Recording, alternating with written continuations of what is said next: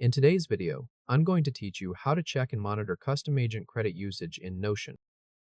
Start by opening Notion and going to your main dashboard. Once you're in, head to the top left area of the sidebar and click Settings and Members. This is where Notion keeps your workspace level controls, including billing, AI features, and usage information. After that, look at the sidebar menu and, under the Workspace section, select Notion AI. This takes you into the area where you can manage AI-related settings and review how your workspace is using AI tools. At the top of this page, click the Notion Credits tab. That opens the Credits dashboard, which is the main place you'll use to monitor usage. Right away, you should see a usage summary near the top.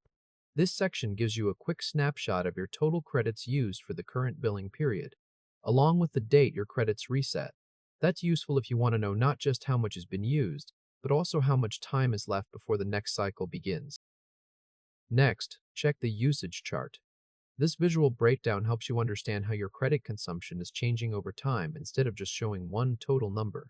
You may also see an estimated projection, which gives you an idea where your usage is likely to land by the end of the month if the current pattern continues.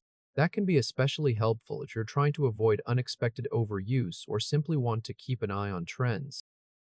Then scroll down to the Workspace usage cards. This is where you can see an agent-level breakdown, making it much easier to identify which custom agents are using the most credits. If one agent is consuming far more than the others, this view helps you spot it quickly without having to guess. If you want more detail, open the settings for an individual agent and go to its Activity tab.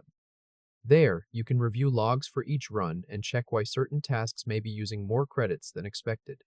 This is helpful for troubleshooting, especially if an agent suddenly starts using more credits after a change in prompts, workflows, or task complexity.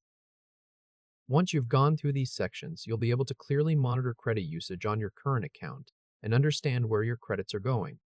If this helped, hit like and subscribe for more quick tutorials. That's really all there is to it.